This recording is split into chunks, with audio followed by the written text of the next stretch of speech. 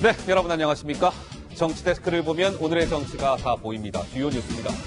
북한이 서해 위성 발사장에서 대단히 중대한 시험을 했다면서 미국을 향해 엄포를 놓았습니다.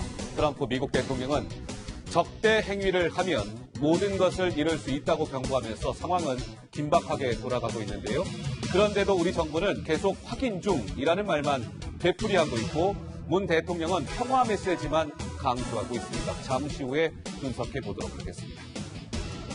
자유한국당 새 원내대표의 5선 국회의원이죠. 심재철 의원이 선출됐습니다. 러닝메이트인 정책위 의장에는 김재원 의원이 이제 함께 호흡을 맞추게 됐는데요. 새 원내대표의 임기는 내년 5월 29일로 6개월이 채 안 되지만 내년 총선을 지휘하는 막중한 그런 임무를 맡게 됩니다. 여야가 오늘 본회의를 내일로 연기하고요. 예산안을 처리하기로 합의했다고 합니다. 심재철 한국당 신임 원내대표가 투입되면서 여야 간 새로운 협상 국면에 좀 접어든 모양새인데요. 여야는 이견이 큰 선거법 개정안과 검찰개혁 법안의 본회의 상정도 일단은 보류하기로 뜻을 모았다고 합니다. 자, 자리로 돌아가서 오늘 준비된 뉴스들 하나하나 살펴봅니다. 자, 12월 오늘 9일입니다. 9일. 예, 한주의 시작 월요일입니다. 네 분과 함께 하도록 하죠. 정치부의 김민지 기자, 김종욱 동국대 연구교수, 정태근 전 한나라당 의원, 이종근 시사평론가 네 분과 오늘 정치데스크 월요일의 문을 활짝 열어보겠습니다. 반갑습니다. 어서 오십시오. 안녕하세요. 예. 자, 오늘 2분 얘기로 정치데스크 문을 열어보겠습니다. 첫 번째 주제입니다. 화면으로 확인해보고 돌아오시죠. 북콘서트를 엽니다. 북콘서트. 누가? 황운하 현 대전지방경찰청장이. 황운하 당시 이제 울산지방경찰청장이었고 그때 청와대의 미션을 받아서 김기현 관련 수사를 한 거 아니냐. 뭐 이제 이런 의혹의 중심에 서 있는 황운하 현 대전지방경찰청장 얘기를 한번 해보겠습니다. 먼저 황운하 청장의 목소리가 하나 준비되어 있습니다. 시청자 여러분 듣고요. 하나하나 좀 뜯어보도록 하겠습니다. 듣고 오시죠. 예를 들어서 이제 지금 말씀하신 것처럼 그 선거 개입 수사로 이렇게 몰아가려면 그러면은 법으로 규정을 해줘야 됩니다. 언제부터는 수사하지 말아라. 그렇지 않으면은 언제부터 하는 것은 선거에 영향을 주는 수사입니까? 그렇게 그런 논리를 구성하면 지금 검찰이 진행하고 수사는 총선이 5달밖에 안 남은 시점에서 엄청난 선거 개입을 하는 겁니다. 그렇지. 너무 와닿는데요. 저는 선거에 나가겠다는 의사를 공식 표명한 상황입니다. 그런 상황에서 저는 선거에 나가기 위해서 명예퇴직 신청했는데 검찰이 수사 중이라고 그러면서 안 받아줘, 1년 6개월 끌고 있으면서 수사 중이라고 하면서 명예퇴직을 못한다고 막았어요. 엄청난 선거 개입을 한 거예요, 지금. 황운하 청장이 조금 전에 유시민의 그 알릴레오에서 이렇게 얘기하잖아요. 저는 선거에 나가겠다고 공식 표명한 상황입니다. 내년 4월 15일 총선을 말하는 겁니다. 황운하 청장이 현직 청장임에도 불구하고 김민지 기자, 총선에 올인하고 있다? 무슨 얘기입니까? 네, 오늘 북콘서트도 엽니다. 대표적으로 이제 총선 같은 선거를 앞둔 사람들이 그 북콘서트 열곤 하잖아요. 오늘 저녁 7시쯤에 대전에서 북콘서트를 여는데요. 현직 청장 신분으로는 조금 이례적이다 이런 평가가 나오고요. 예. 내용을 살펴보면은 제목이 이겁니다. 검경 갈등의 대표적인 사례죠. 검찰은 왜 고래고기를 돌려줬을까라는 대책 제목? 네, 제목인데요. 이게 문 대통령과의 인연을 강조하면서 검찰 개혁을 촉구하는 내용이 담겼습니다. 자, 일각에서는요. 이런 움직임을 두고 황 청장이 총선 출마를 위해서 선거운동을 하는 것 아니냐 이런 비판이 제기되고 있는데요.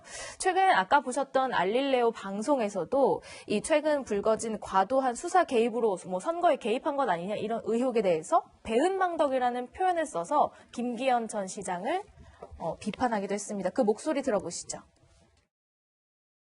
문제의 건축업자가 처음에는 공무원들만 고발했었어요. 2018년 1월 4일, 5일인가 그때쯤에 다시 고발장을 추가로 냈는데 이때는 피고발인의 김기현도 있었습니다.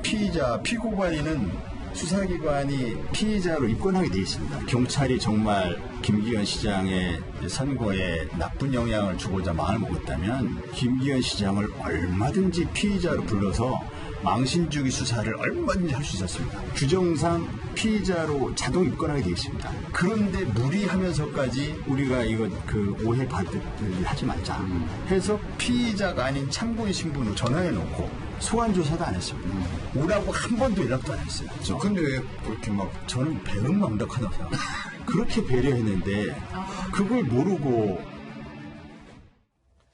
자, 황운하 청장은 오늘 이제 본인의 북콘서트가 열리는 것과 관련해서 문제가 없다라고 강조하고 있는데요. 과연 그럴까요? 오로지 나는 책 얘기만 하는 자리이기 때문에요. 선거법 위반과는 관련이 없어요. 그런데 지금 황운하 청장의 현 상황, 어떤 상황일까요? 하명 수사와 관련해서 이 의혹과 관련해서 피의자 신분입니다. 그리고 전직이 아니에요. 현직 대전지방경찰청장을 맡고 있습니다. 이런 분이 오늘 저녁에 본인의 관할인 대전에서 본인의 책 북콘서트를 개최한다? 부적절하다, 문제없다, 갑론을박이 좀 이어지고 있는데요. 정 의원님 생각은 어떠신지요? 먼저 저 알렐레오 화면에 나온 내용과 관련해서 먼저 지적을 해야 되겠네요. 알렐레오. 예. 예. 우리가 고발이 됐다고 해서 무조건 다 소환을 하는 게 아닙니다. 그 고발의 적절성을 판단하고 거기에 근거해서 소환하는 거고, 예. 저분이 저렇게 뻔뻔하게 얘기하면서 김기현 시장한테는 배은망덕이라고 얘기를 하는데, 하하. 실제로 2018년 1월 5일 날 어떤 일이 있었냐면 무슨 일이 있었습니까? 김기현 시장과 그 형에 대해서 고발장이 제출됐습니다. 예. 그런데 김기현 시장 형에 대해서 소환장이 나중에 왔는데요. 그 소환장이 발부된 날짜가 바로 그날이에요. 2018년 1월 5일에 났다는 거예요. 예, 예. 이 내용이 어디에 나와 있냐면 김기현 시장의 기자회견문에 나와 있습니다. 하하. 아니 세상에 고발장이 접수가 됐는데 고발 내용의 적절성도 따져보지도 않고 당사자를 바로 소환을 해요? 이런 아주 거의 편파적인 수사가 어디 있냔 말이에요. 그러면서 지금 그렇게 해서 엄청난 피해를 보고 더더군다나 공천받은 날 비서실장에 대한 압수수색을 가지고 시장실을 압수수색했던 양반이 김기현 시장한테 배은망덕하다 이런 얘기를 어떻게 쓰냐 말이에요. 하하, 예. 두 번째로는 출판기념회에 대해서 말씀을 드리면 북콘서트. 예. 대전지방경찰청 산하에는 경찰서가 6개가 있습니다. 그리고 정보조합청사 경비대까지 하면은 모두 경비대가 또 2개가 더 있고요. 아하. 그런데 각 경찰서마다 어떤 조직이 있냐면 어떤 조직이 우리가 있어요? 모르는 여러 가지 유관단체가 있습니다. 예를 들면 청소년 선도위원회, 경찰발전위원회, 시민경찰, 그리고 예를 들면 종교유관단체로 무슨 경승회, 경신회 이런 게 있어요. 예. 그럼 하나의 경찰서에만 해도 수백 명의 경찰 유관 소위 관련자들이 있어요. 예. 근데 지금 6개의 경찰관서가 있잖아요. 근데 그걸 총괄하는 대전경찰청장이 만약에 출판기념회를 한다고 해봐요. 그러면 경찰 유관단체에 있는 시민들이 출판기념회를 가야 되나 말아야 되나 고민을 할 거 아니겠어요. 고민이 되겠죠. 그리고 그 유관단체 회장들은 우리 가자 이렇게 할 거 아니겠어요. 하하. 아니 이런 상황들을 뻔히 알면서 소위 북콘서트라는 명목의 출판기념회를 저렇게 현직 청장이 예. 자기가 청장으로 소재한 데에서 한다는 게 저게 얼마나 뻔뻔한 일이에요. 그런데요, 이종근 평론가님. 네네. 황운하 청장은 이제 여러 가지 정 의원이 말씀대로 오늘 북콘서트와 관련해서 이제 이런 논란의 소지가 있다라는 부분이 있는 것이고, 또 하나는 이분은 현직 지방경찰청장 신분이면서도 이제 검찰에 가서 조사를 받아야 하는 피의자 신분입니다. 네네. 우리 이종건 평론가께서는 이러한 지금 상황에 놓인 사람이 네. 북콘서트를 여는 본인의 총선 출마를 위해서 본 적이 있으십니까? 본 적이 없죠. 왜냐하면 불가능하죠. 지방경찰청장만 하더라도 예. 경찰 직제에서는 위에서부터 3번째 밑입니다. 그러니까 군으로 따지면 별 2이나 마찬가지예요. 소장 계급입니다. 예. 소장 계급의 사람이라면 최소한 예를 들어서 군이면 군에 따라서 거기에 어떤 별을 단 사람의 최소한 공직자로서의 마인드가 있어야 되거든요. 역으로 또 경찰도 마찬가지입니다. 총 27명밖에 없어요. 치안감이라고 한다면. 예. 그럼 전체 경찰 속에서 27명에 해당하는 사람에 뽑혔다면 자기의 어떤 안위보다는 경찰의 앞으로의 어떤 이 상황, 공직의 경찰의 상황을 먼저 생각을 해야 되잖아요. 예. 그런데 지금 일부러 어떤 의미에서는 내가 법이 있지만 그 법을 어기겠다라고 아하. 선언한 거나 마찬가지예요. 선언한 거나 다름없다. 왜냐하면 허허. 지금 좀 전에 알릴레오에서 무슨 얘기를 했습니까? 야. 선거에 나가겠다고 공식 선언했다라고 네. 얘기하잖아요. 예. 그럼 선거에 나가겠다고 공식 선언한 건 언제쯤일까요? 지금 2017년 12월 달에 이 사람이 대전지방경찰청장으로 부임해 오죠. 2018년도 1월 달부터 기사를 한번 찾아보세요. 지방 언론 기사를 찾아보세요. 그 부임에 대해서 배경이 전부 다 이렇게 나옵니다. 아, 이제 곧 이 더불어민주당에 입당하겠다. 이 아하. 사람은 뭐 이제 정치에 나오겠다. 이런 이 설이 굉장히 그때 하마병으로 이미 나오기 시작했어요. 그랬군요. 그러니까 공식적이든 비공식적이든 내가 내려온 건 바로 정치적인 어떤 의미다라고 이미 많이 퍼져 있는 상태. 그리고 알릴레오에서 이미 난 선언했다라고 이미 공식으로 본인 발표했습니다. 스스로 이야기합니다. 그런데 북콘서트를 열어요. 그럼 그 북콘서트가 정치적인 의미가 없다라는 건 자신의 레토릭에 불과하지 누구나 다 뻔히 아는 거 아니에요? 책 소개만 하겠다? 그 책에 이런 내용이 있어요. 뭐가 있습니까? 그러니까 지금 이 황운하 경찰청장이 책 소개니까 정치적이지 않다? 책 소개를 이렇게 해요. 책 내용이 누군가는 정치를 담당해야 된다. 바로 누군가는 국민이 원하는 그런 좋은 정치를 구현해야 한다. 바로 나다. 라는 것이 책 내용이에요. 그러면 이 책 소개를 하는데 정치적이지 않다? 정치적이에요. 그런데도 불구하고 정치적이지 않다는 건 논쟁을 일으키려고 하는 것보다는 그래 나는 정치에 뛰어들겠다. 그런데 이미 내가 그만두겠다고 했는데 이걸 묻고 있으므로 헌법소원도 했고 다 했으니까 이거는 내가 이 법을 어겨가면서까지 이 문제를 계속 일으키겠다라는 의도밖에 없는 거죠. 잠깐 일정에 대해서 아까 내용은 잘 말씀해 주셨는데 그 황운하 청장이 대전지방경찰청으로 온 건 2018년 12월이고 그 기사가 주로 2018년 19년 1월부터 쭉 나기 시작한다는 그 말씀이시죠? 예. 네, 대전으로 온 건 2018년 12월, 그러니까 1년 정도 됐네요. 네. 예, 알겠습니다. 그거 이제 사실관계 확인하고요. 다음 저희가 준비한 내용으로 넘어가겠습니다. 그래서 말이에요, 김민치 기자. 황운하 청장을 두고, 아니, 황 청장님, 지금 본인의 고향에서 표밭 관리하십니까? 뭐 이런 얘기 나온다고요? 네, 이 토크 콘서트를 두고서도 사실은 선거 준비한 것 아니냐 이런 비판이 나오는데요. 그 선거를 계속해서 준비해온 것 아니냐 얘기를 듣는 이유가 있습니다. 지난해 12월 3일에 청장으로 부임을 하게 되는데요. 그리고 나서 지난 5일까지 1년 동안 이 황운하 청장 명의의 감사장을 감사장? 604장을 발급했다는 거예요. 많이 나왔네요. 전임자에 비해서 몇 배나 많은 이렇게 감사장을 그것도 청장이 직접 가서 수여하는 형식으로 이렇게 자주 그 감사장을 많이 발급했다. 그러니까 지역에서 표밭 관리한 것 아니냐 이런 얘기가 나오는데요. 일각에서는 이렇게 행사를 많이 하고 감사장을 많이 주는 청장은 처음 봤다라는 얘기도 나온다고 합니다. 감사장, 지금 1년 동안 604장 발급. 전임 청장들에 비해 4배 이상이다. 그런데요, 황 청장은 감사장 주면서요, 뭔가를 하나 끼워줬답니다. 바로 저겁니다. 경찰의 마스코트 포도리 인형을 저렇게 감사장과 함께 같이 이렇게 세트식으로 줬다는 거예요. 저 포도리 인형을. 그런데 이런 얘기가 나옵니다. 저 포도리 인형을 감사장과 함께 준 것과 관련해서 대전경찰청 관계자는 대전 바닥에서요, 황 청장한테 저 감사장하고 포도리 인형 못 받은 사람은 소위 인싸가 아니라는 얘기가 나올 정도입니다. 인싸 다들 아시죠? 인싸이다 뭐 주류 이런 말인데 저거 못 받은 사람은 대전 바닥에서 소위 인싸가 아니에요. 이런 얘기가 나왔고요. 다음 화면 주시죠. 겉으로는 황 청장이 본인의 지위를 이용해서 감사장과 포도리 인형을 저렇게 발급했는데 또 이런 얘기도 나왔어요. 황운하 청장이 울산지방경찰청장에 부임했을 때 김기현 수사에서 배제됐던 핵심 경찰관이 울산지검에요, 투서를 제출한 사실이 오늘 확인이 됐습니다. 황운하가 무리한 수사했어요. 황 청장이 무리한 수사를 벌이고 있습니다. 김기현 시장과 관련된 수사가 정상적이지 않았습니다라는 내용의 투서가 울산지검에 들어갔다는 겁니다. 이거 어떻게 봐야 됩니까, 김 교수님?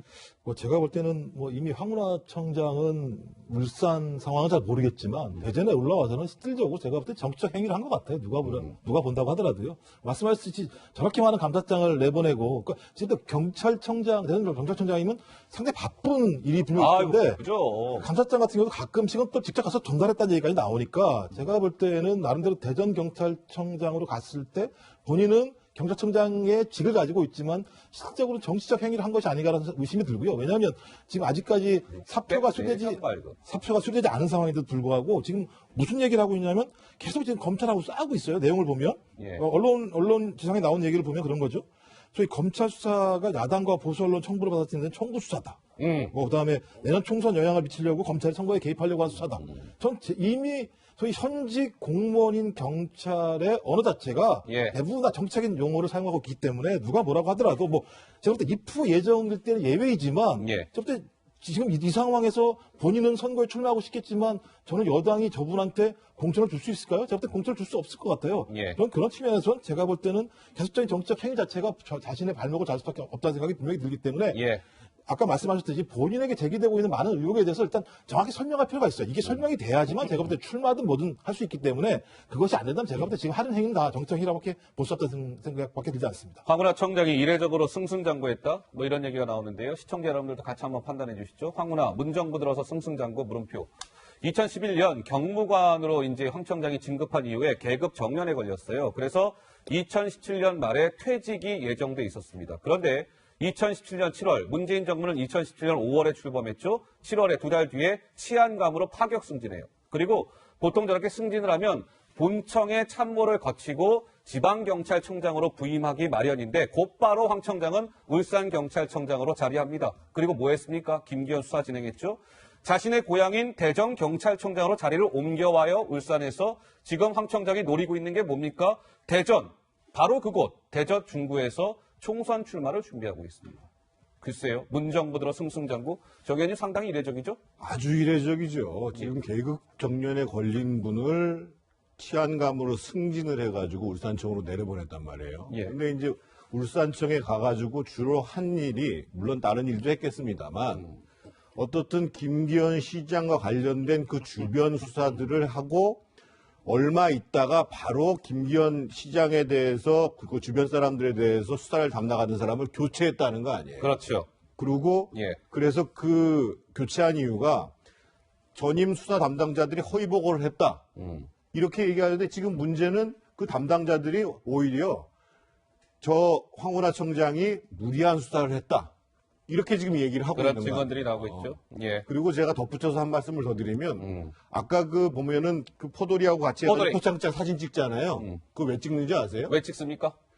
보통은 사실은 감사장을 청장이 바로 가서 줄 수도 없어요. 아하. 그래서 서장 통해서 내려보내거든요. 보통은 그렇게 하죠. 저렇게 사진을 직접 자기가 찍고 저거 걸어놓으라는 거예요. 예를 들면 식당 하시는 분, 어떤 사무실에 계시는 분들 걸어놔서 저 사진 자체가 선거운동인 거예요. 그래서 직접 전달한 거라고요. 저게. 그렇군요. 예. 자, 김민지 기자. 네. 이 얘기 좀 해볼게요, 시청자 여러분. 황운하 지금 문제가 되고 있는 논란의 중심에선 황운하 청장이 울산지방경찰청장으로 있을 때의 이야기입니다. 시청자 여러분. 그 울산경찰이 송병기 가명을 그대로 받았었다? 무슨 얘기입니까? 사실 그 첫 제보자가 바로 송병기 부시장이잖아요. 이 송병기 부시장이 첩보를 그 청와대에 전달한 이후에 경찰 수사에도 협조를 했다라는 사실 논란이 알려드렸습니다. 세 차례 울산 경찰청에서 참고인 조사를 받을 때요, 송병기 부시장이 당시 본인의 실명이 아니라 퇴직 공무원 어허. 동그라미로 가명으로 조사를 받았다는 거예요. 그래요? 경찰은 또 그 가명 그대로 받았어서 논란입니다. 그러니까 송 부시장의 첩보로 시작된 수사에서 송 시장 정작 제공자의 이름이 익명으로 처리됐다는 점, 이 점 때문에 경찰 수사가 뭔가 이 사람을 가려야 하는 상태로 정치적인 의도 속에서 진행된 것 아니냐, 이런 의혹이 나오고 있습니다. 이것도 좀 이상한 대목이죠, 이 평론가님?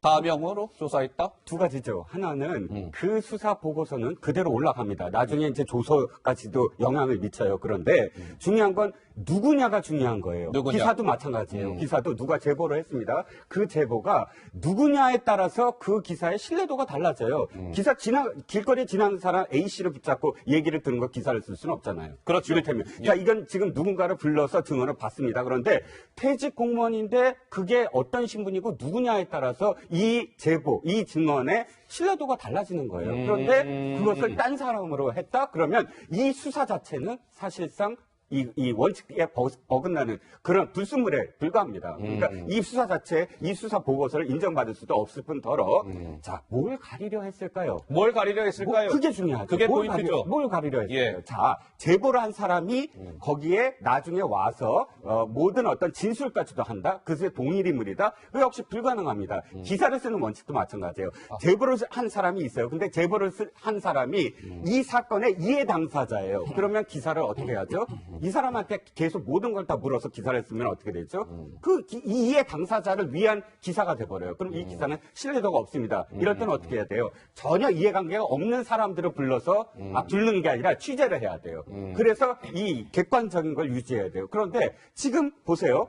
이해 당사자인 사람, 왜냐하면 이 사람은 나중에 만약 이 사람이 시장이 안 되면 부시장으로 갔잖아요. 아하. 이해 당사자가 될 수 있는 예. 택도 있는 사람이에요. 송병기. 그러면 이 사람을 계속 불러서 이 진술을 받을 게 아니라 전혀 다른 제3의 사람을 받아야 되는데 이 사람이 또 다시 진술을 해요. 그러면 이 진술 내용이 객관적이지 않다라고 당연히 판정을 받겠죠. 예. 그러니까 가려버린 거죠. 가려버린 것이다. 결과적으로 네 글자 기획수사, 기획수사. 청부수사. 그런 이렇게 의혹이 돼버려요. 커질 수밖에 없다. 자, 이런 것이죠. 송병기라는 현 울산시 경제부시장은 2017년 10월에 청와대 문모 행정관에게 김기현 관련해서 이런 게 있습니다라고 첫 제보를 한 사람입니다. 그리고 본인이 청와대에 그 제보를 한 석 달 후에 울산경찰청에 가서 참고인 조사를 받습니다. 본인의 이름은 엄연히 송병기예요. 근데 그 이름을 싹 감추고 퇴직 공무원 김땡땡 이렇게 해서 압수수색 저도로 해서 3차례 조사를 받았다는 거예요. 송병기, 당신의 가명을 쓰고 조사를 받았던 송병기의 진술이 나온 이후에 울산경찰은 뭐 합니까? 2018년 3월 16일 날 울산시청의 비서실 등을 압수수색해서 들어갑니다. 도대체 이런 일련의 과정을 경찰 수사가 투명했다라고 볼 수 있을까요? 어떻게 보시는지요? 뭐 누가 뭐라고 하더라도 자기 이름을 감추고 제보한 사람이 참고인으로 진술한다?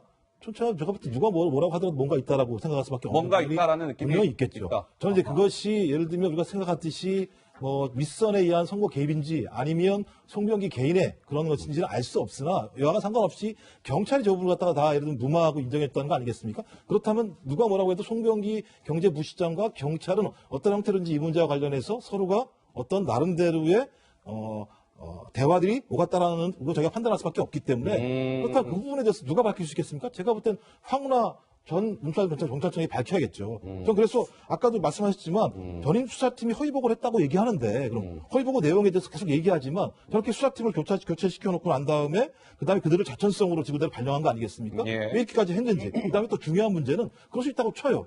근데 그 와중에서 말씀하셨듯이 참고인 신분으로 온 사람을 갖다가 퇴직한 김땡땡 씨로 한다라고 얘기했을 때 거기에 대해서는 경찰들이 자기들 마음대로 아무런 상관없이 월권으로 했을까? 저는 그 부분에 대해서 황운하 경찰청장이 그걸 몰랐을까? 예. 그래서 저는 그 부분에 대해서 제가 볼 때 이 상황에서는 검찰이 정확히 밝혀야 되겠지만 황운하 전 울산 경찰청장 같은 경우도 이 부분에 대해서 정확히 얘기할 필요가 분명히 있을 것 같아요. 안 그렇게 된다면 제가 볼 때 누가 뭐라고 하더라도 예. 이 문제와 관련해서 윗선은 모르겠지만 경찰과 송병기 부시장 간에는 무엇인가 커넥이 있다라고 의심할 수밖에 없다. 설명할 방법이 별로 없기 때문입니다. 알겠습니다. 자, 저희가 준비한 첫 번째 주제 여기까지 말씀을 나누고요. 저희가 준비한 또 다른 주제가 마련되어 있습니다. 어떤 주제인지 궁금하시죠? 화면으로 확인해 보시죠. 고래가 캠핑 가는 소리 하지 마세요. 고래가 캠핑 가는 소리. 그러니까는 이른바 이 청와대 하명 수사의 논란과 관련해서 청와대 해명은 가장 큰 줄기 중에 하나는 그것이죠. 왜 소위 백원호 팀이라고 일컬어졌던 그 2명의 특감반원이 울산 간 거 관련해서 고래 고기 사건 때문에 간 겁니다.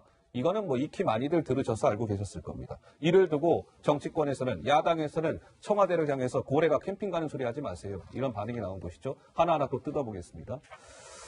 자, 송병기 울산시 경제부시장이 2017년 10월에 청와대에 김기현 관련해서 처음으로 첫 제보자다. 이 말씀은 여러 차례 드렸고요. 자, 김민지 기자, 새로운 정황이 포착됐다는데 무슨 얘기입니까? 네, 이 송병기 부시장의 제보를 청와대에서 받아서 보고서를 작성한 사람이 있습니다. 문모 행정관이라고 있는데요. 문모 행정관. 이 사람이 이 들은 첩보의 내용을 그대로 한 것이 아니라 첩보 문건 중에 약 10%는 분량을 가필, 첨삭했다라는 10%? 정황이 포착이 된 겁니다.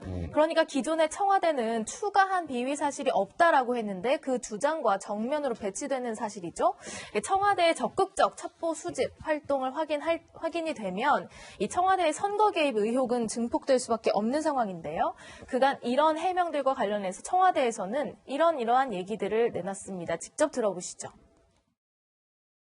김기현 시장의 경우에는 청와대의 조사 대상이 아니었기 때문에 그대로 이첩했다고 들었습니다. A 행정관은 외부 메일망의 제보 내용을 문서 파일로 옮겨 요약하고 일부 편집하여 제보 문건을 정리하였으며 그 과정에서 새로이 추가한 비위 사실은 없습니다. 시청자 여러분, 이게 굉장히 중요한 부분입니다.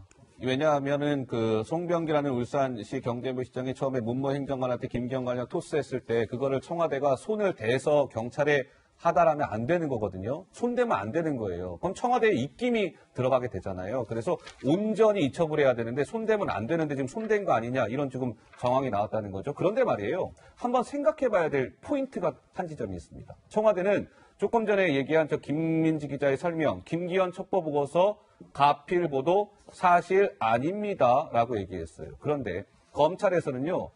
그러면은 알겠으니까요. 청와대를 향해서 이걸 요구한 거예요. 제보 자료의 그 원본을 좀 내시오. 검찰한테 내시오. 그러니까 송병기가 처음에 청와대에 토스했을 때 그 원본 자료가 있을 테니까 그거를 검찰이 내라고 한 거예요. 청와대한테. 왜 내라고 했을까요? 그러면 청와대가 처음 받은 비리 제보와 이후 경찰에 이첩한 보고서의 내용을 비교가 가능할 거 아니겠어요? 비교를 해서 추가되거나 수정된 사항이 있는지를 살펴봐야 하는데 청와대가 안 주고 있다는 거예요. 정 의원님 어떻습니까? 이 사건을 자세히 보시면 원래는 2017년 7월, 8월경에 투서가 2차례 진행이 됩니다. 투서. 그래서 그거는 공정거래위원회에 갔는데 별 조치를 하지 않았고 그 이후는 난 다음에 지금 말씀하신 소위 송병기 부시장이 그 당시에 처음에 청와대의 주장에 의하면 제보를 했다는 겁니다.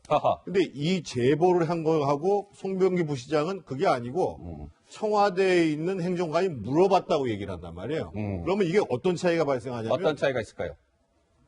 만약에 능동적으로 송 부시장이 먼저 얘기를 했다라고 하면 나중에 문제가 돼도 예를 들면 뭐 청부수사, 위계에 의한 공무집행 방해라든지 뭐 이런 게 되겠죠. 그런데 민간인에 대해서 조사를 할 수 없는 청와대가 먼저 송 부시장한테 물어봤다. 라고 하면 이거는 사찰로 바뀌는 겁니다. 민간인 사찰로 비관한다. 거기서 이제 지금 나온 팩트가 왜 중요하냐면 아이쿠야. 실제로 제보한 내용에 대해서 청와대에서는 첨삭이 없었다고 그대로 옮겼다. 그래서 반부패 비서관실이 경찰에 보냈다고 그랬는데 그대로 토요일자 한국일보 보도에 따르면 10% 분량의 가필이 있었다. 이런 보도가 나온 거예요. 예. 그래서 그러면 처음에 뭐라고 그랬어요? 노영민 실장도 그렇고 그 이후에 발표할 때 우리는 그냥 제보를 받아서 그대로 이첩을 했다 이거예요. 그래서 아무 처리에 문제가 없었다. 근데 지금 그 송 부시장 얘기를 어느 정도 신뢰할 수 있는지는 잘 모르겠습니다만 얘기 자체가 틀리고 청와대의 설명이 틀리고 더더군다나 보도 내용이 사실이라면 그러면 이거는 직권남용이죠. 청와대의 사찰적 행위에 대해서 진짜 청와대가 하명 수사를 통해서 선거에 개입한 거 아니냐 이런 의심을 하는 게 합리적이라는 거예요. 자, 또 하나 그럼 한 걸음 더 들어가 보겠습니다, 시청자 여러분. 자, 이제 문모 행정관이 그 송병기 울산시 경제부 시장한테 받아갖고 손댄 거 아니냐 이제 이런 의혹이 불거진 데 이어서 물론 청와대는 부인하고 있다라는 말씀 드리고요. 이제 그 김기현 첩보가요, 그 청와대의 손을 떠나서 경찰청을 거쳐서 울산지방경찰청에 도착하는 시점이 2017년 12월입니다. 자, 김민지 기자, 그때 무슨 일이 발생했다면서요? 이 당시에요, 청와대 행정관이 현지에 있는 경찰관과 통화를 했다는 거예요. 아, 그래요? 그런데 그 경찰관이 어떤 경찰관이냐면 황운하 청장이 이 울산지방청장으로 그 부임한 지 석 달 만에 기존에 이 사건을 담당했던 수사팀이 뭐 허위 보고를 했다라고 하면서 수사팀을 전격 교체하게 됩니다. 그 교체된 경찰관과 이 청와대 행정관이 통화를 했다는 거예요. 그래요? 예를 들면 그 비리 의혹 어떻게 되고 있는지, 함께 교체 인사에 불만은 없는지 이런 것들을 물어봤다는 건데 검찰은 이걸 어떻게 보고 있냐면요. 어떻게 보고 전임 있어요? 수사팀이, 그러니까 인사에 불만을 가질 수도 있는 전임 수사팀이 혹시 이런 청와대에서 첩보가 하달된지를 알고 있는지를 확인하려고 확인하려고? 전화한 것 아니냐, 어허. 이렇게 의심하고 있다는 겁니다. 그러니까 우리가 그동안 많은 의혹이 제기된 바 있듯이 청와대가 이 첩보 하달 뒤에도 계속해서 현지의 분위기를 살핀 것 아니냐, 이런 얘기가 나오고 자, 있습니다. 비포 애프터 좀 준비해봤습니다. 비포 애프터. 첩보 하달 전후 상황을 한번 살펴보시고요. 시청자 여러분들께서도 한번 판단해 주시죠.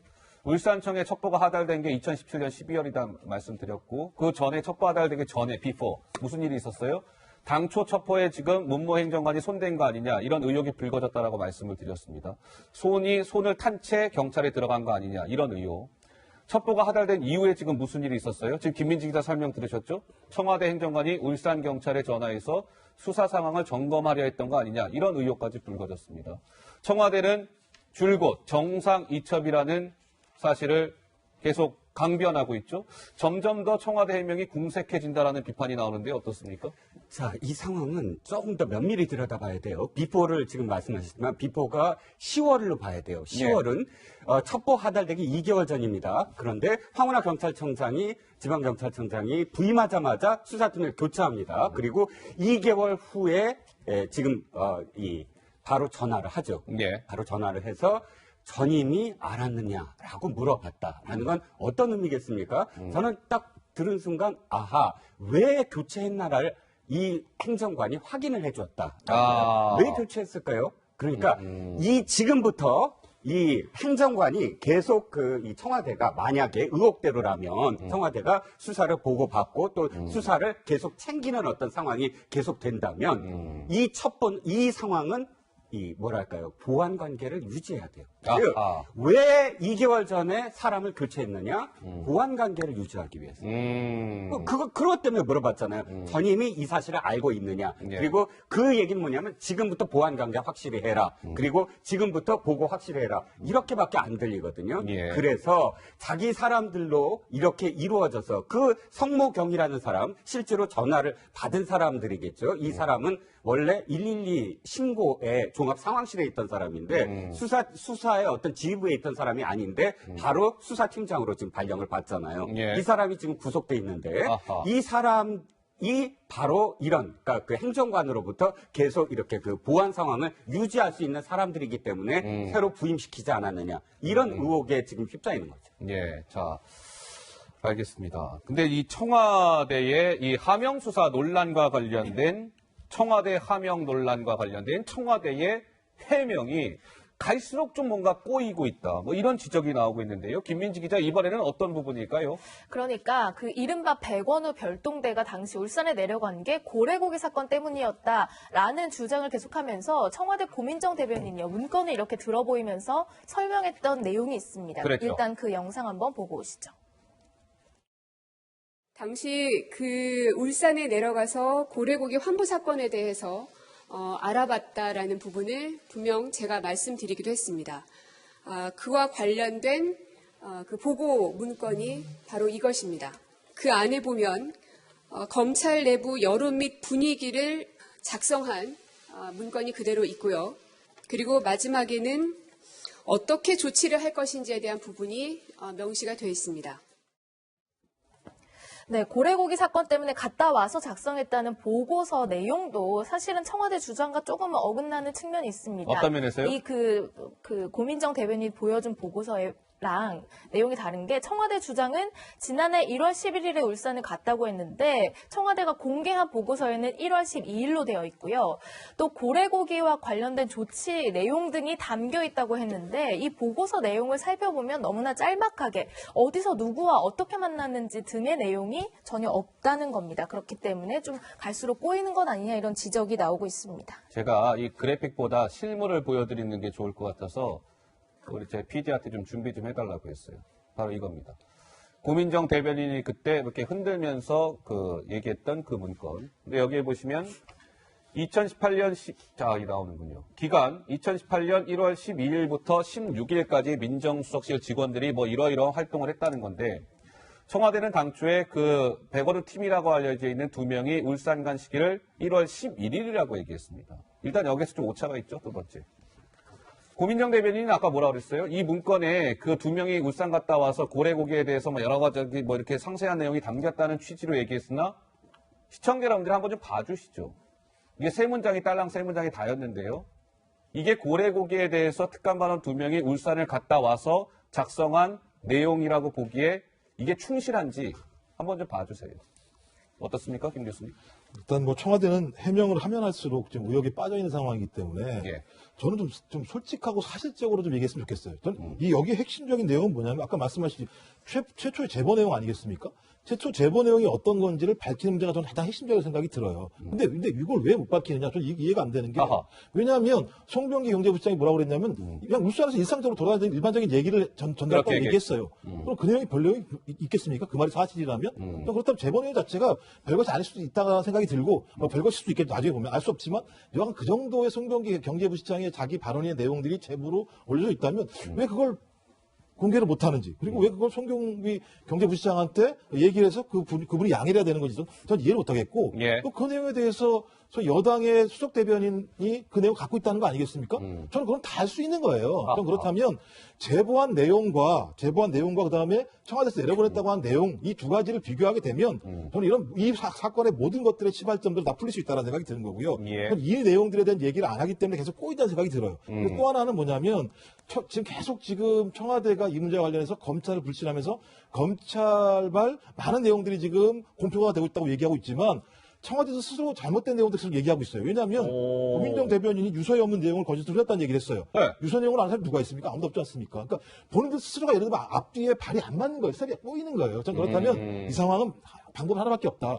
정확하게 공개한 내용들을 가지고 국민적인 또는 여론적 판단을 할 수밖에 없는 상황인데 제가 볼 때 그 부분에 대해서 좀 내부에서 컨트롤 타워에서 정리가 안 되는 것 같아요. 예. 그래서 이제라도 빨리 정리를 해서 국민들에게 밝히자. 밝힌 내용만큼 제가 볼 때 문제가 있다면 책임을 지는 거고요. 예. 문제가 없다면 국민들 해명을 하면 되는 걸 생각이 들기 때문에 저는 그런 차원에서 청와대가 이제 제발 좀 부탁이지만 어설픈 해명보다는 실체적인 내용들에 대해서 다 밝히고 아하. 그 밝힌 내용을 가지고 국민들과 대화할 필요가 있다는 생각을 합니다. 김 교수님이 제발 부탁입니다라는 말씀까지 하셨어요. 예, 이 평론가 말씀하셨죠? 네, 짧게 저 내용 지금 아까 보여주셨잖아요. 그 내용은 사실 2018년 1월 11일 날 가서 이 취합하고 낸 보고서입니다. 그런데 이미 2016년도에 이 사건이 있었고 2017년도에 검경 그 부딪힘이 계속 1년 동안 있었어요. 그렇다면 저 세 줄은 인터넷 검색만 해도 다 알 수 있는데요. 아까 그 보고서 담긴 세 줄. 네네. 예, 아마 나올 그러니까 겁니다. 2018년 1월 달에 뭐 직접 내려가서 들은 내용이 아니에요. 인터넷 검색으로도 충분히 이미 2년 동안에 걸친 어떤 상황을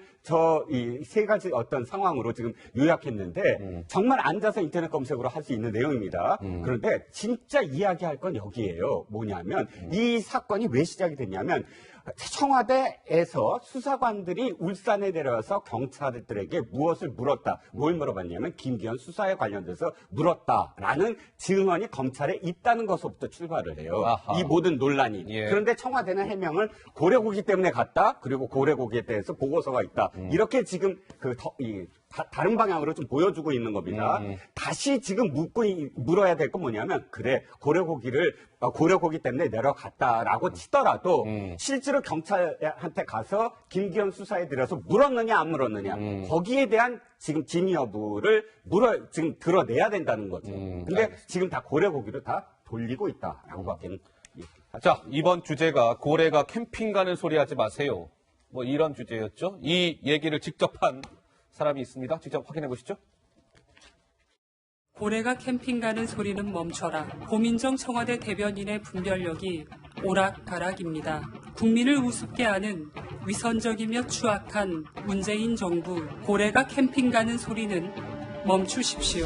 의혹의 중심 청와대, 거짓의 중심 고민정. 거짓 브리핑을 해놓고도 국민에게 미안함이 없는 것입니까? 네, 바른미래당 김정화 대변인의 어제 논평이었습니다. 자, 송병기 울산시 경제부시장 얘기를 잠깐 할 겁니다. 시청자 여러분, 좀 그 내용이라는 거 좀 파악하고 들어주시면 좋을 것 같고요.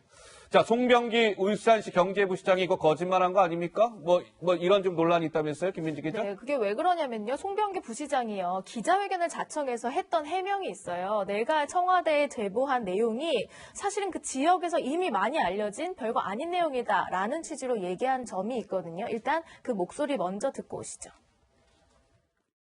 2017년 하반기쯤으로 기억되며 총리실 모 행정관과 안부 통화를 하던 중 울산시 전반에 대한 얘기를 나누다가 시중에 떠도는 김경시장 측근 비리가 언론과 시중에 많이 떠돈다는 일반화된 내용 중심으로 이야기를 나누었습니다. 울산 시민 대부분에 다 알려지는 상태였습니다. 일반적인 내용이었고 울산 시민이면 다 아는 얘기입니다. 라는 취지로 얘기했지만요. 당시에 관련돼서 뭐 어떤 보도가 나왔는지 찾아보면 관련 보도 건수는 없었다라는 보도가 새롭게 나왔습니다. 울산 시민 다 아는 얘기라면서요. 근데 관련 보도 건수 제로인데요. 어떻게 된 겁니까? 송 부시장님. 거짓말 하신 거 아니에요? 이런 의혹인 것이죠. 송병기 부시장이 1인 사명을 했다라는 얘기가 나옵니다. 한번 보실까요? 제보했죠? 청와대에 김기현 비리 의혹 제보. 선거 캠프 핵심이었죠? 송초로 당시 민주당 울산시장 후보 캠프에서 핵심 역할을 했습니다. 수사 참고인, 아까 저희가 짚어드렸죠? 본인이 제보하고 본인이 울산경찰 가서 참고인 조사받았는데 그것도 실명이 아닌 아까 뭐라 그랬죠? 고위공직자? 김모 씨. 김땡땡. 퇴직 공무원. 퇴직 공무원 김땡땡.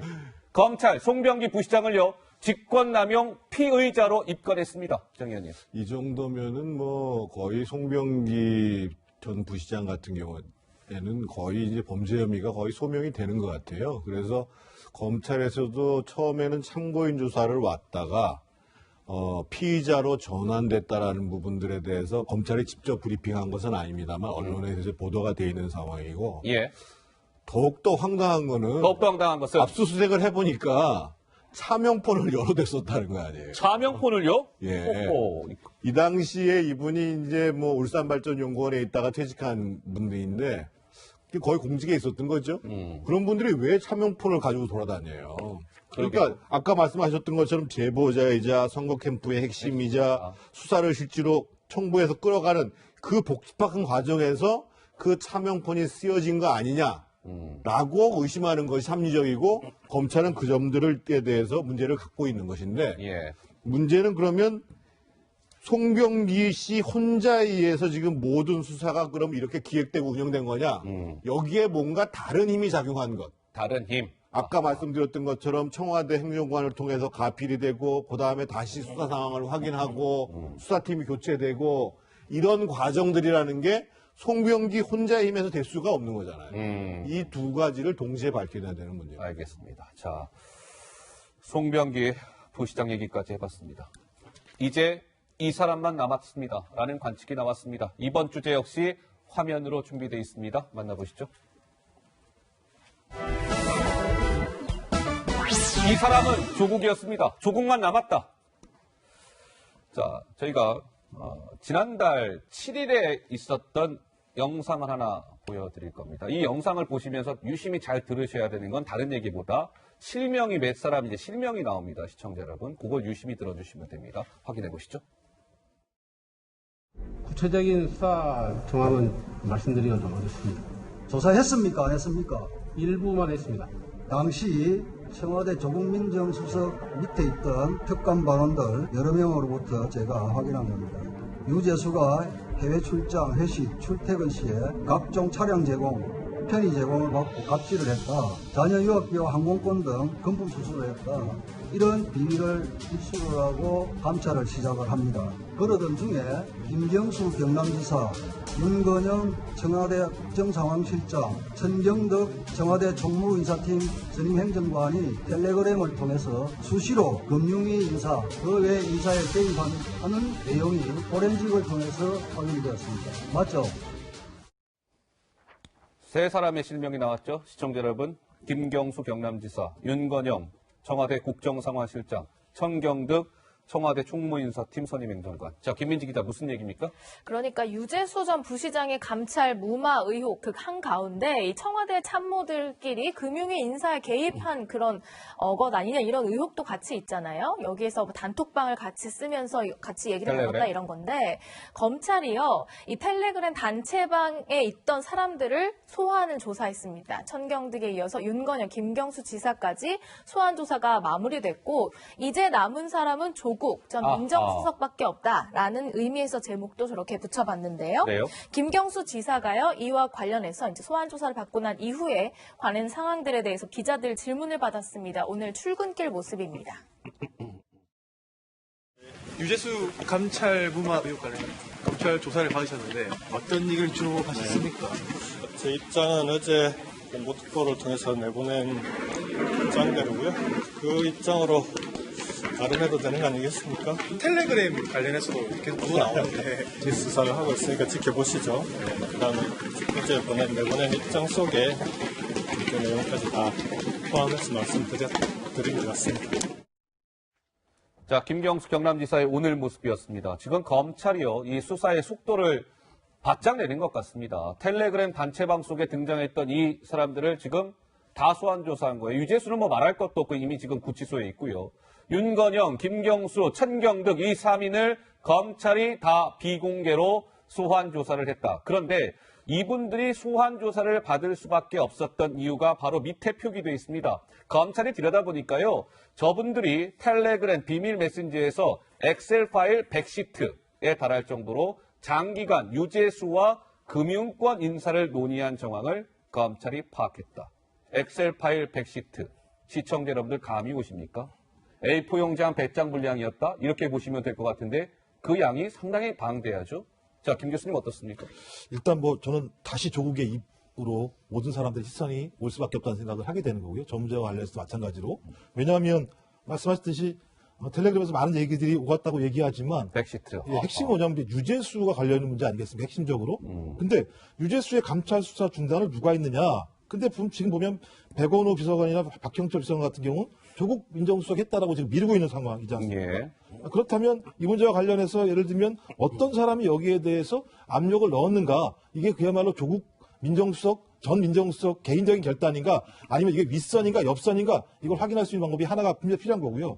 또 하나는 아시겠지만 지금 울산 같은 경우도 마찬가지 아니겠습니까? 예. 울산도 마찬가지지만 지금 백원호 비서관을 통해서 박형철 비서관을 통해서 경찰청으로 넘어갔다 여기에 대한 최고의 책임도 분명히 전 조국 민정수석에 있다. 그렇다면 전 조국 민정수석이 아마 조만간 저기 검찰에서 소환해서 조사를 할 거라고 얘기하는데 아니 여기에 대해서 어떤 형태로든지 본인이 여기에 대해서 만약에 수긍을 하게 된다면은 상당히 직권남용이 되게 되는 거고 수긍을 안 한다고 얘기하면 만약에 반박을 하게 된다면 윗선이건 옆선이건 밝혀야 되는 문제가 분명히 발생하거든요. 제가 볼 때 그래서 이 사건의 본질적인 문제와 관련해서 이제 조국 전 민정수석이 어떤 반응을 하냐에 따라서 소위 아까 나왔던 텔레그램을 통해서 어떤 인사청탁이 있건 말건 상관없이 무관하게 이 문제에 대한 실체적인 또 다른 수사의 하나의 중요한 분기점으로 조국 전 민정수석의 검찰 소환과 조사에서의 어떤 발언을 할 것인가 이 문제가 저는 가장 중요한 핵심으로 등장하고 있는 것 같아요. 관심은 이제 조국의 입이다. 뭐 이런 말씀이신 것 같고요. 그 조국 교수 관련해서는 우리 김 교수님이 잘 말씀을 해주셨고 저 텔레그램 방이 왜 중요하냐면 텔레그램 방. 예. 그 유재수 씨가 감찰반원한테 이런 얘기를 한 적이 있었습니다. 뭐라고요? 감찰반한테 그 국회에 찾아와서 사과하려고 하는 사람한테 무안을 주면서 했다는 얘기 있었잖아요. 그러면서 내 감찰을 장하성 실장이 시킨 거냐? 이런 얘기를 했다는 거 아니겠습니까? 맞아요. 그 내용은 뭐냐면 소위 장하성 실장 라인과 소위 유재수 라인이 금융권 인사와 관련해가지고 갈등이 있었다라는 걸 보여주는 거거든요. 실제 그때 그 당시 금융위원회에서 금융위의 권력서열 1위는 유재수고 아이고야. 2위는 부위원장이고 3위가 위원장이다. 시정부위원장이다. 이런 얘기가 나왔다는 거예요. 근데 그 인사와 관련된 얘기가 어디서 증거로 나타났냐? 그 텔레그램방에 나타났다는 거예요. 그러니까 청경득이나 김경수나 윤건영이 예. 사실은 정상적인 라인이 아닌 상태에서 인사 문제를 논의를 했고 그럼 이게 뭐예요?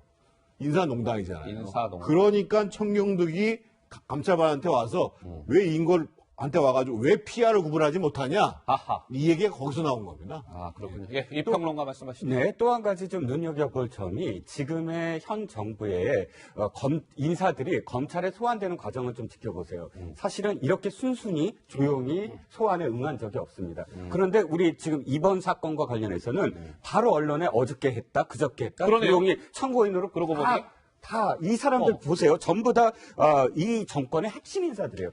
김경수 경남도지사, 또 윤건영 상황실장 이런 사람들이 한 번도 거부하지 않고 날짜를 조정하거나 하지 않고 이렇게 순순히 전부 다 참고인 수사를 받는다? 무슨 의미겠습니까? 무슨 의미입니까? 두 가지입니다. 텔레그램 방에 지금의 금융권 인사 논란 말씀하셨지만 그 외의 것도 있다. 즉, 그 외의 것에 대해서 사실은 자신이 책임지지 않는다. 자신은 참고인 신분으로 충분히 와서 자신이 빠져나갈 수 있는 그런 진술을 해야만 자신이 뒤집어지지 않는다라는 뭐 죄수의 딜레마 같은 거 있잖아요. 아하, 그러니까 예, 각각 전부 다 달려와서 이야기를 할 수밖에 없는 상황. 그 상황은 말씀하셨던 부분 이외에 플러스 알파가 분명히 있다. 즉 유재수 부산시장이 부산 부시장으로 가게 되는 어떤 과정까지도 그 안에 충분히 담겨 있는 상황이 아니냐. 그래서 간 사람들이 모두 다 이건 내가 책임질 수 없는 상황이야라고 생각했기 때문에 참고인 신분으로 저렇게 전부 다 순응할 수밖에 없었다. 이렇게 판단할 수밖에 없죠. 그런데 흥미로운 거는요, 시청자 여러분, 이런 겁니다. 유재수 감찰 무마건과 관련해서 당시의 민정수석은 다들 아시는 바와 같이 누구였습니까? 조국이었고, 그 밑에 뭐 비서관들도 있고 그렇잖아요. 근데 김민지 기자, 하나의 뭔가 공통된 흐름이 하나 잡히는다는데 무슨 얘기입니까? 네, 과거 청와대 민정수석실 멤버들이요, 검찰 소환 조사 과정에서 한 사람을 공통적으로 지목하고 있다 이겁니다. 이 얘기예요? 이인걸 전 특감반장도 그렇고 백원우 전 이야, 민정비서관, 박형철 반부패 비서관 또한 당시 이 지시를 한 사람은 조국 민정수석이었다라는 취지로 진술하고 있다는 겁니다. 그러니까 당시 민정수석이었던 조국 때문에 감찰이 무마됐다는 취지로 다 하나같이 책임을 떠넘기고 있다는 건데요. 조국 민정수석이 궁지에 몰리는 그런 모양새입니다. 하나같이 다 공통된 것은 조국의 지시로 인해서 유재수 감찰이 무마됐다라는 취지의 증언이 나오고 있다는 건데요. 아까 김 교수님이 이제 관심은 조국의 입이다. 이렇게 말씀하셨잖아요. 이 이유가 바로 이 그래픽에 담겨 있는 거예요. 모두 조국 탓, 궁지 몰린 조국의 선택은 과연 무엇일까요? 가족비리 조사 때는 어떻게 했습니까? 조국 전 장관이 진술 거부권, 묵비권을 행사했어요. 근데 유재수 감찰 무마 의혹 조사 때는 적극 방어에 나설 가능성이 제기됩니다. 왜 그럴까요? 가만히 있자니 안 되는 거예요. 다들 조국 탓으로 돌리고 있는데 가만히 있으면 그게 오히려 나중에 불리하게 작용할 수 있으니 묵비권 때는 직권남용 의혹 직격타, 적극 방어에 나설 가능성. A 변호사, 조 전 장관이 직권남용 혐의 혼자 뒤집었을 이유는 없지 않겠습니까? 조국 전 장관이 입을 열 가능성이 있습니다. 라는 관측이 나오고 있습니다. 자, 김민지 기자. 지난 주말 서초동, 여의도가 좀 시끄러웠다는데 왜 그렇습니까? 네, 서초동 여의도에서요, 그야말로 검찰 개혁을 요구하는 대규모 시위가 열렸습니다. 그래요? 그런데 구호가 조금 특이합니다. 왜냐하면 그동안도 많이 보셨겠지만 조국 가족을 잊지 말자라는 구호가 나왔습니다. 의리 있는 국민이 되자 뭐 이러면서요.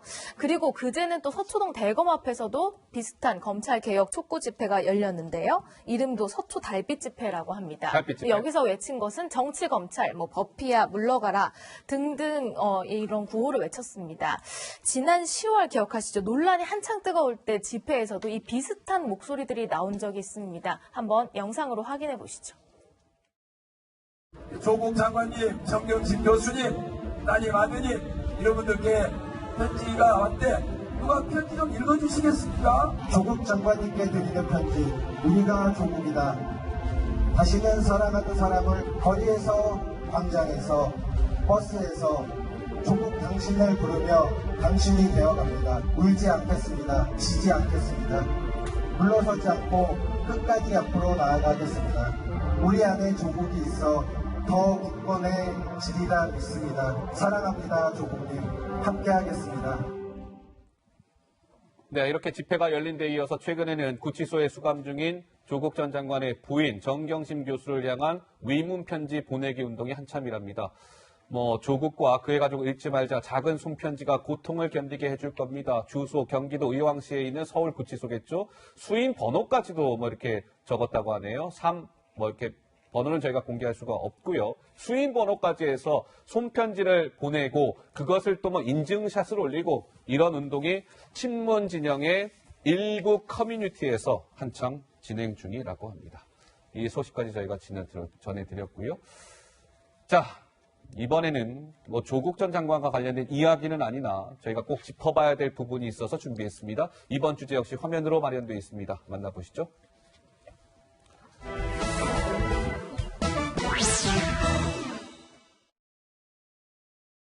남북 관계는 제가 굉장히 보람을 많이 느끼고 있는 분야입니다. 명백히 알아들을 수 있게 전달했음에도 불구하고 남조선 당국은 귀머거리 흉내에 생주정까지 하며 우리 요구에 응해 나서지 않고 있습니다. 멀쩡하게 열린 귀를 닫아매고 동문소답하며 벙어리 흉내를 내는 상대에게 더 이상 말해야 입만 아플 것입니다. 당과 국은 오늘 한반도 전 지역에서 전쟁을 일으킬 수 있는 모든 위험을 없애기로 합의했습니다.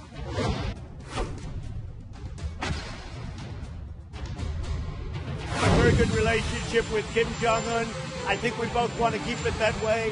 He knows I have an election coming up. I don't think he wants to interfere with that, but we'll have to see.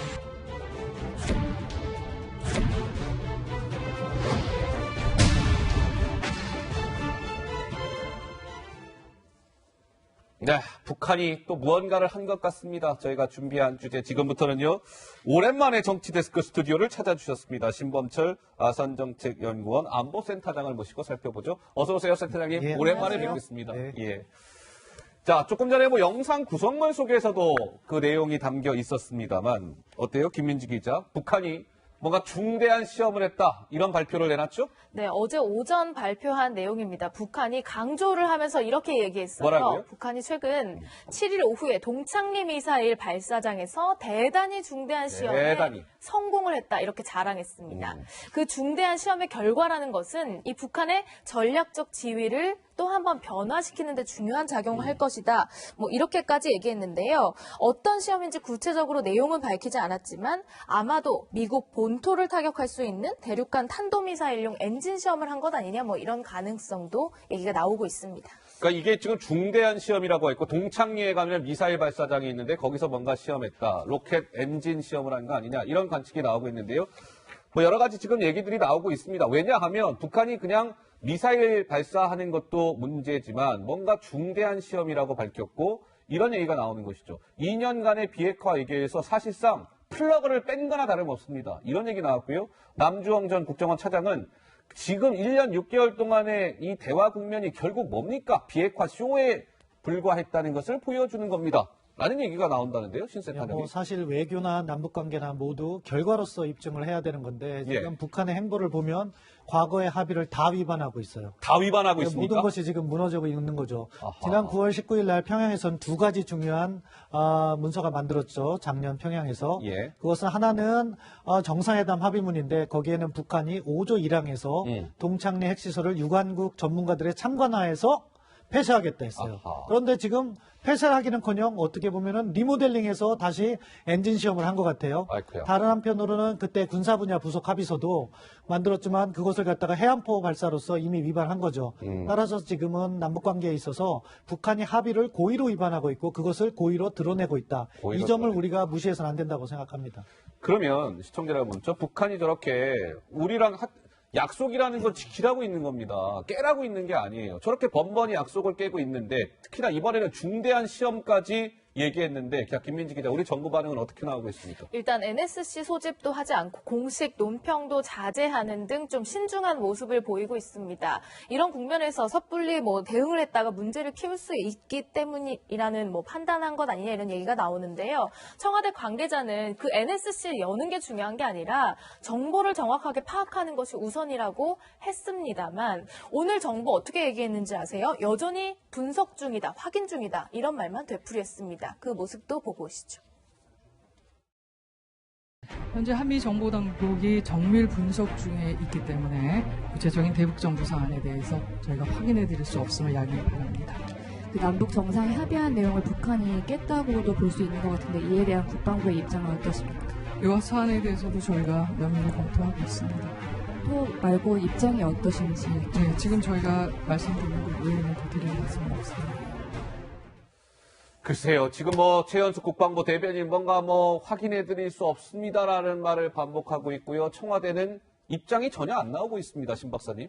청와대도 답답할 거라고 생각해요. 자기들의 기대와 달리 북한이 계속 도발하니까. 하지만 알아야 될 것은 이것을 지켜보는 국민들은 더 답답하다. 국민들은 더 답답하다. 왜냐하면 북한이 합의사항을 명백히 위반했는데 그것에 대해서도 확인해 줄 수 없다. 면밀히 검토한다. 아니 위반 사항은 위반 사항대로 이야기를 해야죠. 그 다음에 북한에 항의를 해야죠. 합의사항 지켜라. 정상회담 합의사항을 위반한 것이기 때문에 그것을 지켜라 이야기를 해야죠. 그걸 어떻게 검토를 하고 확인을 못합니까? 지금 북한이 그것을 자신들의 발표로 명백히 위반을 하고 있는데요. 그러니까 엄중한 뭐랄까 유감 표명.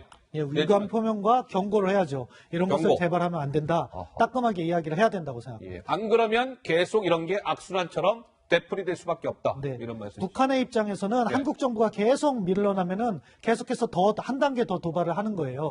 어디까지 한국 정부가 밀려나나를 확인하고 싶을 거 아니겠습니까? 그럼 지금 단계에서는 우리에 대한 직접적인 군사적 도발은 아니지만 나중에 단계에서는 우리에 대한 재래식 군사 도발까지도 이어질 수 있다. 이러한 위기의식을 갖고 대응을 해야 된다고 생각합니다. 근데 가만히 좀 보니까요. 이 동창리 미사일 발사장에서 지금 엔진 시험을 하는 거 아니냐 이런 관측이 나오잖아요. 그 중대 시험이라는 게. 근데 김민지 기자 어때요? 이게 사실은 동창리 미사일 발사장은 가동이 돼서는 안 되는 건 아닙니까? 그렇습니다. 폐기하기로 약속을 한 곳이기 때문인데요. 지난해 9월에 평양 남북 정상회담 당시에 이 회담 공동 선언문에도 이 내용이 포함되어 있습니다. 그리고 청와대 관계자들은 이후에 이런 북한의 약속에 대해서 자신 있게 이야기한 바 있습니다. 그 목소리들을 모아서 들어보시죠. 북측은 동창리 엔진 시험장과 미사일 발사대를 유관국의 전문가들의 참여하에 영구적으로 폐쇄하기로 했습니다. 또한 미국의 상응 조치에 따라 영변 핵시설의 영구 폐기와 같은 추가적 조치도 취해 나가기로 했습니다. 동창리 미사일 시험장이 완전히 폐기가 되면 ICBM 발사 능력은 많아지죠. 자신 있게 말씀드립니다. 지금 북한이 개발하고 있는 미사일 능력은 우리 안보에 아주 귀중한 위협이 된다고 보지는 않습니다. 문재인 대통령이 신년 회견에서 언급한 북한의 비핵화 조치라는 것이 다 무너지는 거 아니냐 이런 얘기인데요. 동창리 지금 말씀드린 대로 한미의 폐쇄를 공언해놓고 알고 보니까 술병 물고 손댄 거 아니야? 리모델링한 거 아니야? 이런 거죠. 풍계리 핵실험장 어떻습니까? 지난해 언론들 불러서 폭파했는데 우리 군은 수주일이면 복구가 가능합니다. 이거 폭파쇼 아니었습니까? 이런 거죠. 영변 핵시설 어떤가요? 미국의 분석가는 최근 경수로 냉각 시험이 있었습니다. 원자로 가동 징후가 있어요. 이거 도대체 어떻게 되는 겁니까, 신 박사님? 그러니까 북한은 비핵화 조치를 한다고 말만 해놓고 실질적으로는 이행을 안 한 거죠. 어떻게 보면 북한의 기만 전술에 우리가 지난 2년 동안 당했다 이렇게도 표현할 수 있는데요. 기만 전술에 당했다. 그렇기 때문에 북한하고 할 때는 합의사항뿐만 아니라 그것을 검증하는 것이 중요했는데 어떠한 저런 약속도 지금까지 검증이 되지 않았어요. 그러니까 작년에 합의할 때 검증 부분, 이행 부분을 우리가 담보하지 못한 것이 오늘의 이 상황을 낳았다. 사실 그때도 저도 이 자리에서 많이 경고를 했거든요. 이거 처음이 아니에요. 과거에도 북한하고 어떠한 합의를 할 때 그 이행이나 검증 문제에서 항상 부딪히는데 저 때도 합의를 해놓고 검증 부분은 약속을 하지 않은 거예요.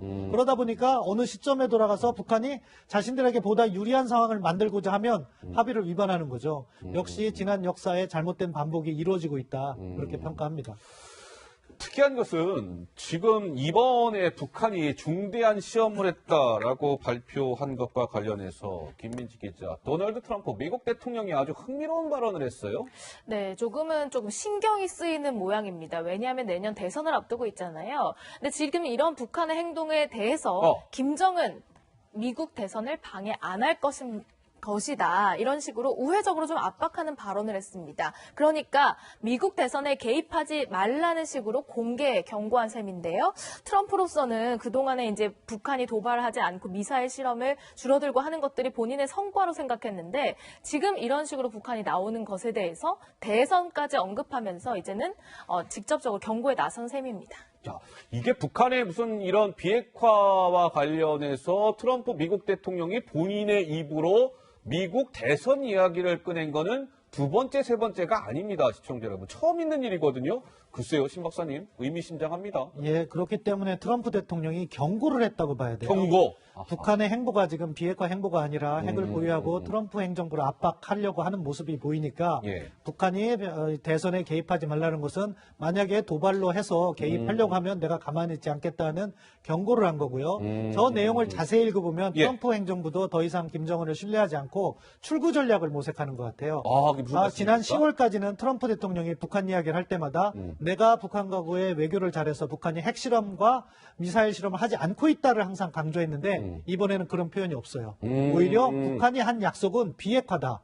그리고 미국 대선에 개입하지 말라고 북한을 압박하는 발언으로 돌아서고 있다. 이 점도 우리가 자세히 주목해야 된다고 생각합니다. 알겠습니다. 자, 트럼프 미국 대통령이 미국의 대선 얘기까지 언급했다라는 소식까지 전해드렸고요. 5시 31분을 지났군요. 예, 김민지 기자의 순간 포착을 만나봐야 할 시간이 왔습니다. 오늘의 순간 포착입니다. 다 함께 만나보시죠.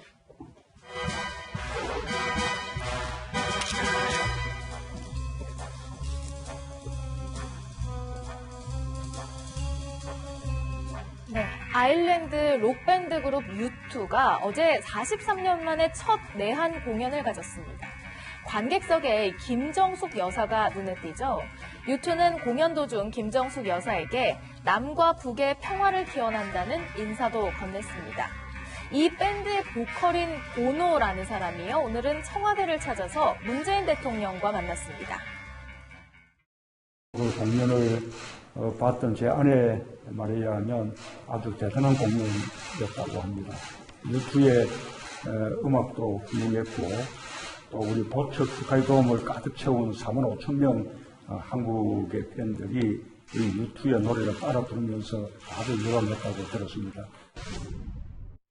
1976년 아일랜드에서 결성된 U2는 그래미상을 22번이나 수상한 전설적인 밴드인데요. 이 보컬 보노는 평화나 인권 등을 위한 사회운동가이기도 합니다. 지난달 19일 문 대통령의 국민과의 대화에서도 이 베를린 장벽 의 영감을 받아서 만든 U2의 원이라는 노래가 이렇게 엔딩곡으로 쓰이기도 했습니다. In making that piece a reality, not just a dream. And I'm here to encourage that. 보노는 이렇게 문 대통령의 한반도 평화 프로세스를 응원했습니다. 반면에 북한은요, 중대 시험을 발표하면서 지금까지도 도발을 멈추지 않고 있습니다. 이 때문에 대통령 내외가 이틀간 전설적 밴드와 만나며 강조하고자 했던 이 평화 메시지가 무색해지고 말았습니다. 추미애 법무부 장관 후보자가 오늘 인사청문회 준비단 사무실에 처음으로 나왔습니다. 그런데요, 이 첫 출근길 인터뷰가 쉽지 않았습니다. 왜 그런 건지 잠시 보고 오시죠. 잠깐만, 잘 안 들리는데. 검찰개혁 관련해서 잘못된 거 아닙니까?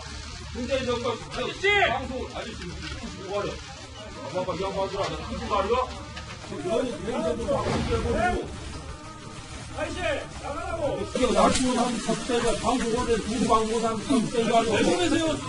시끄러워 좀 잘했죠? 예? 아저씨 나가라고! 항의하는 목소리에 잠시 진행되지 못했던 추미애 후보자의 인터뷰. 자, 추 후보자는요, 어렵게 입을 뗀 뒤에 검찰 개혁에 대한 국민의 기대와 요구가 높아졌다고 강조하면서 법무 분야 공백을 시급히 메우겠다고 했습니다. 윤석열 검찰총장에 관한 질문도 받았습니다. 윤석열 검찰총장 축하 전화에서 어떤 메시지 전달 받으셨습니까?